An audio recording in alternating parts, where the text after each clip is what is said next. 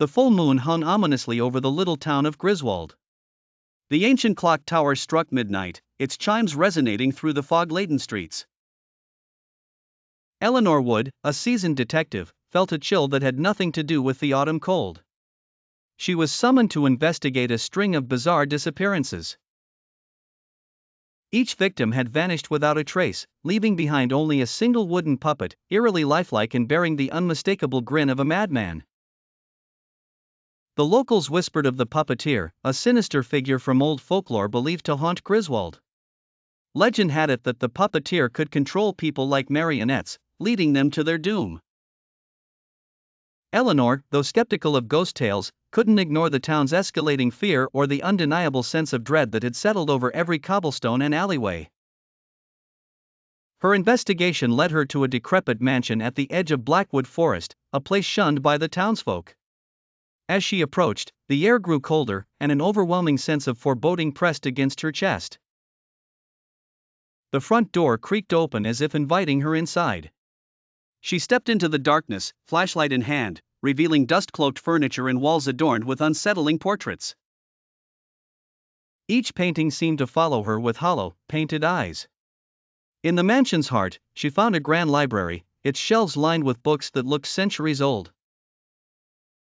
On a large oak table lay various puppets in different stages of creation, each one more grotesque than the last. And then she saw it.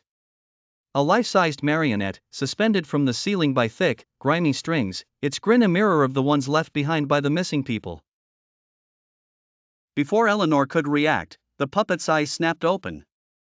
She stumbled back, her flashlight flickering.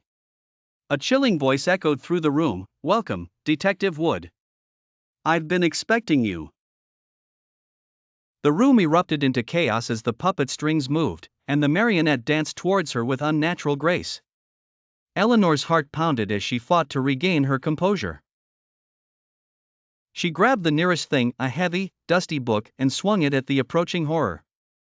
The puppet laughed, a sound that grated like nails on a chalkboard. Shadows writhed around her, and out of the corner of her eye, the painting's eyes seemed to glow. She realized with mounting terror that the mansion itself was alive, a giant puppet theater controlled by the Puppeteer. Eleanor had stepped into a web from which there was no escape. Then, with a final, desperate prayer, she lunged for the strings controlling the life-sized puppet, hoping to sever its lifeline. The moment her fingers touched the string, a jolt of electricity surged through her, and everything went black. When she awoke, Eleanor found herself unable to move, her body rigid and unyielding.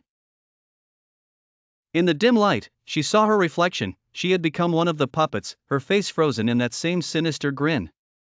The last thing she heard was the Puppeteer's voice, now a whisper in her ear, "Now you belong to me, forever."